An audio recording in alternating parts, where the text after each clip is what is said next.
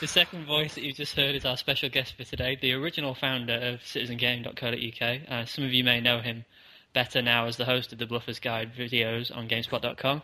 Danny O'Dwyer is on the podcast. Hey, Danny. That's really depressing. If I don't know, for some reason it's really depressing to think, and it is true, that more people know me from GameSpot than Citizen Game. That's like, I don't know, it's like having a really good child and then abandoning it for this other child. Yeah, but your other child is sexier. Yeah, and it earns me money. Getting paid is probably the best part.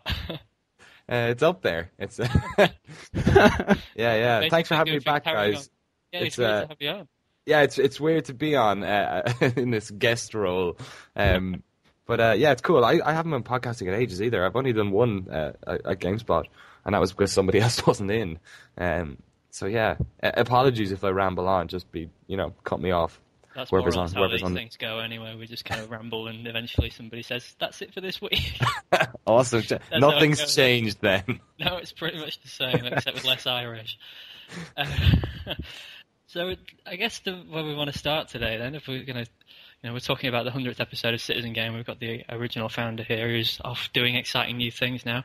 So we haven't really, even we haven't spoken to you to find out how you've been getting on and stuff. We've seen your videos and things. But why don't you tell us a bit about what it's been so far living the dream as an employee over at GameSpot, Danny? Yeah, that's really bad as well that I actually haven't been talking to you guys much about it. It's like even when I got home at Christmas, Dennis, who founded the site with me, well, back when it was originally just a podcast, like I hadn't really talked to him much about it either. It's just, I guess the main thing that happened is that it's, when you have a job and you actually kind of, even when you're back in school or something, you actually really liked it, or you kind of could apply yourself to it, it kind of becomes more than a job. It becomes like that's your new sort of lifestyle. It's your social life. It's what you're thinking about when you're on the toilet. It's everything. So that's kind of what working at a place like GameSpot's like, especially like that Citizen Game. We all met because of GameSpot's community. Like that's how I met Timur. That's how I met you guys. So like when you're a fan of a site for 6-7 years, and then you've watched all their stuff and you've criticized the bad stuff and you've loved the good times, like, and then suddenly you're in the situation where you're doing that, and that there's people who feel as passionately about it as you did when you were watching it. Like, man, you got to do a good job. Like it's such like an incentive, and I guess that's what happens then, is that you sort of, like, I didn't socialize much at all for the first 3 months. I was just constantly writing scripts and thinking about how dumb I look on camera, and trying to sort out my accent so people could understand me. So it's great. Yeah, it's really cool. It's hard for me to answer a question like that with any sort of specifics. So please ask specific questions, because it's still one of these things that I have trouble wrapping my head around. Like everything about it is so strange. Like even. Obviously, we used to record the podcast, and I'd have to, tell my girlfriend Dee not to come into the room and stuff. Now she lives in Dubai, because I was moving to Dubai before this whole GameSpot thing happened, like 5 weeks before we left. We were meant to leave. I get this email about the GameSpot gig, and I was like, then go into toughest decision of your life mode. So like even that, like it's just a whole different universe I live in now to what I did 5 months ago, and it's it's great. Like it's brilliant. I wouldn't have it any other way. If I could, there's no way I would have chosen it any other way. So yes, sorry, rambling. See, podcast fresh. What was the moment then for you when you went over there where you really felt for the first time, I guess, like you were part of it? Like obviously we've all been. Citizen Game came out of GameSpot, and we've all been following what they've been doing for a long time. I guess we kind of idolized some of their editorial staff and things. I mean, we got, before you went over there, I guess yourself and me, and I guess Timur as well, have actually gotten to know a few of the UK guys. But you've had some experiences meeting the American guys that we've not had. So what was that like? Was that you kind of starstruck, or you kind of saw them quite quickly? Big time, yeah. If there was a moment, not like when I met, because obviously it's a pleasure to work with an editor like Guy Cocker, and the guys, like, I think probably meeting Johnny was great, and Seb. Those dudes are just incredible guys to work alongside with video. You just learn so much. But definitely the first time I had like a starstruck moment was I got to go over to the COD XP event in LA, and I'd never been to America before, and I was going over on my own, and it was kind of like it wasn't so much of a I didn't have anything to do for the UK team. They just kind of sent me over as almost like training, like getting to know the guys in the US and also getting to do an event and see what that's like. When I turned up at the event, so I went to my hotel the first night after this 11-hour flight. I'd never been to America before. Was just like absolutely loving it. Went down to Venice Beach, met some random dude who got me drunk and brought me to a burlesque bar. And the next day I had to go to the event, so I turn up like with my big kit bag on my back and cameras and 10 grand worth of electronic equipment. We were driven out there in like Hummers, like Activision just shit money everywhere for it. It was absolutely ridiculous. It was great.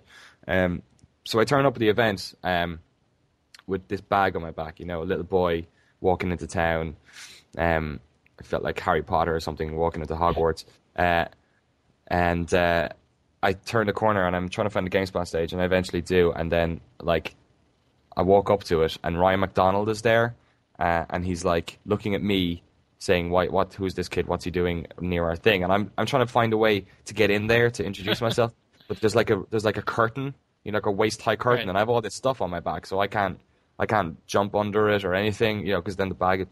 So I'm like really awkwardly walking around, and then I find I walk kind of around find a way in and walk over, and I'm like, hi, I'm Danny, and then it's like, oh, Dan, blah, blah, blah, love his guides, all this stuff. And it's just like, woomph, that was it. That was the moment. And then like 3 seconds later, I meet Homer Ibarra, who's like the most charismatic motherfucker in the world. And then he comes over and starts having a chat with me. And that was it. Seeing the stage and the set and then meeting these guys who've been like at the top of their game, back when I was watching stuff and still like just making awesome stuff. That was the best. But it was almost the worst first impression of all time. Almost, but thank God I pulled it back.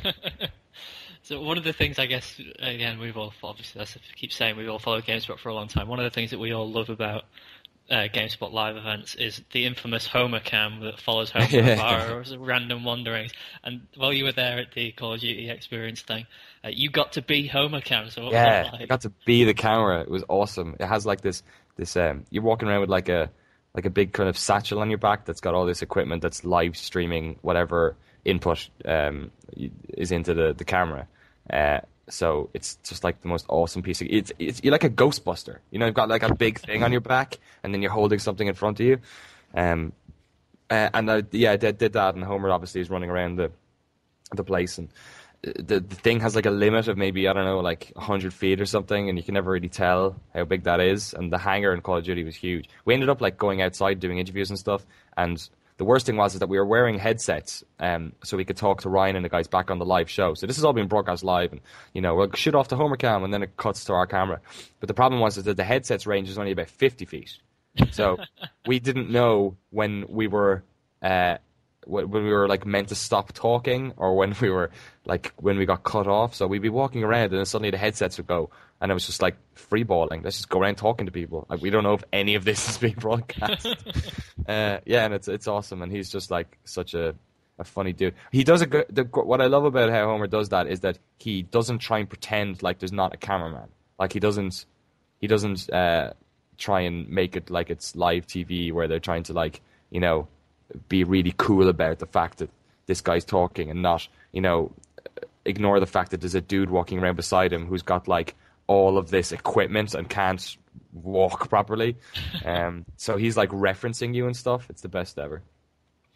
So apologies in advance. I said I wasn't going to watch the rest of the football game, but I've been watching it here, and it's gotten ridiculous. Just so you know, watch match of the day tonight, okay? I'm sure everybody will. It does sound like it's going a bit mental in the football, so I'm sure I'm kind of half keeping track of that myself. Professionalism on the Citizengame Gamecast as usual. Yeah, me and Tor did this once. I forget, it was during the World Cup or something. I was watching a football game during it. I'm not really watching it, but I have to look at something, Well, I lived with you for a month, as some people will know, and I've experienced the Danny O'Dwyer screaming at the television. I remember, I can't remember. It must have been an Arsenal game that you were watching. I was in the other room in your flat, and I would hear you scream something at the TV, and then 5 seconds later you run through into the room where I was, tell me everything that had happened, run back, scream again, then run back. I was getting literally a running commentary of you running to and from your room. Oh, it's So terrible. funny. Yeah, when Henri scored the goal a couple of weeks ago, my flatmates must have thought I was performing an exorcism. It was just screaming so loud. Yeah, fucking yeah. Terrible. Absolutely terrible. So, what's one of the other things that I suppose I've experienced a little bit as well, but it'd be interesting to see from your point of view too. But obviously, something like GameSpot gets a shitload more comments on all the stories and things than we have on Citizengame and places like that. So, how have you been coping with the kind of the two polar opposites of comments that you get, where you get 50% of people saying, you're the best video guy ever, and 50% hate you? How do you deal with that? Yeah, I read every comment. That's like I told myself from the start: read every comment, and never don't read every comment. And it's because there's some people in the industry. There's a problem with comments where you do have to take them with a pinch of salt in a way, because most people, if they kind of like your stuff, won't say so. But if they don't like their stuff, then they will. So they'll tell you outright. But there's a reason why you should read them, is because one, they don't like your stuff for a reason, then they might be right. There might be a reason to change it. Like, you may be doing something wrong. Another reason is to remind yourself that you can get facts wrong. Like, I did a Bluffer's Guide to Gears of War, and I got one of the names of the I got Marcus Phoenix's dad. I called him Alex instead of Adam or something. Right. Which just seems pretty innocuous. But even knowing that you did that means that the next time you do a script, you will try extra hard not to do something stupid like that. So you definitely have to read them all, and then reading them for the good stuff as well. Like, it's been incredibly positive. Like, I've been very, very lucky. I think that this video series, and then when I do start selecting stuff, I don't know why, but I tend to not get people shitting on me, which is just wonderful, because you don't want that in any job. You know what I mean? Do you get some of the American readers being confused by your accent or anything like that? No, I don't actually. Yeah, because a weird thing happens. I guess to sort of qualify about the GameSpot stuff, the YouTube stuff is even more important, I think, and a lot of us kind of fob off the YouTube stuff because it's usually full of haters, and GameSpot has a lot of baggage. Like, GameSpot, still, if you were to ask anybody about GameSpot, one of the first things they'll come up with is that whole Jeff Gerstmann thing that happened years ago, way before my time, but like when we were really into the site, and obviously there was a big fallout from that. So like, GameSpot has baggage, like IGN has baggage and GameSpot have baggage because they're big sites already and they're owned by major corporations. So there's that. But then GameSpot also has baggage because of that thing. It hasn't fully recovered yet from that. So automatically you're going in with a little bit of resistance against stuff that you're doing. So I made it a point. I was getting negative comments on YouTube stuff, or maybe not some negative comments. Obviously, there's other people who are liking the stuff. But I was getting negative comments for a while. So I made it like a mission on kind of like month 2 to try and get a video up which had like hardly any, or get people really interested in it.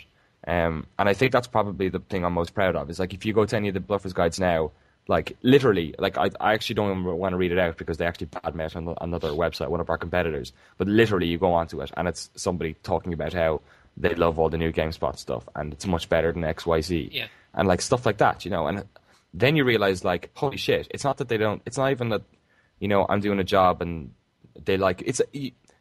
The whole do people like you thing is really, do people like your work? It's not that I'm, particularly vain or I want people to like me and, I don't have friends. But it's like, but by people liking you, it means liking your stuff. You know what I mean? Which is the best, because that's what you've made. That's your creative output. So to have people think that is great, but to have people love GameSpot because stuff you've done is fucking awesome. Like, that's done. Ticket. That is exactly what you want. So like that's a pleasant surprise. But that's I take it very seriously, all that stuff. And usually if people badmouth the stuff we do on GameSpot or YouTube, it gets voted down. So like then you realize you've got a fan base. Then you've got people who watch your stuff all the time.